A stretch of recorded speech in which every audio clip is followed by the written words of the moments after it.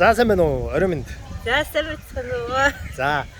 Өөрөө товчхон танилцсан уу? За дөкө гэдэг Dulguunzaya гэдэг. Тэгээд спорт дээр ирсэн. Энд одоо 2 дахь курс оюутан байгаа. За. Юу одоо ямар мэргэжил сурж байгаа вэ? Одоо би англи багшийн мэргэжлээр сурж байгаа. Өө англи багш. За.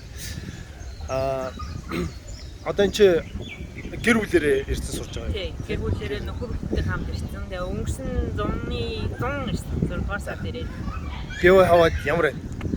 Энэ зүуд шиг айгу гоё аваа. Айгу олон жил мөрөдж байгаа гэсэн болохоор айгу гоё. Маш гоё газар ирсэн. Аха.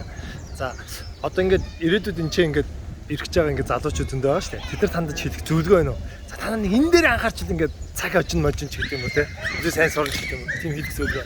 Айгу сайн зорилготойгаараа тэгээд энэ ийшээ ирнэ гэдэг зорилго чинь ерөөсөө ингээд за бүтнэ гэж бодоол тэгээд ерөөс зорилготой өмнө чи гараа тэгээд цагаа бити буруу ашиглаарай айл хилээ сайн сураарай тэгвэл ирэх хугацаач маш хурдан болох юм шиг.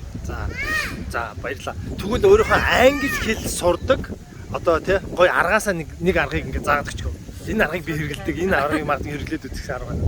Би одоо ингэж жоохон шалтаа үзсэн. Англиг номлолтой авах сурч байсан. Би Salt-Lake City тийм ариун сүмийн номлол хийчихсэн. Тэгээд би яг тэнд сурж байхдаа юу байсан бэ гэхээр амар өрсөл хажуудаас номлогч нартайгаа аяг өрсөлдөж хийж сурч байсан.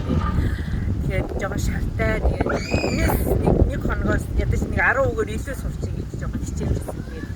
Хичээгээрээ тэгээд хичнээн мянга англи хэлээр ярьдаг газар хичнээн олон жил амьдсан чи англи хэл сурах бас боломж байдаггүй. Тэгэхээр хүний хичээл танаас амар чухал шүү. За баярлалаа. Тэгээд сурлагад нь маш их өндөр амжилт хүсье. За баярлалаа. За. За болчихлоо. Чинаа гоё.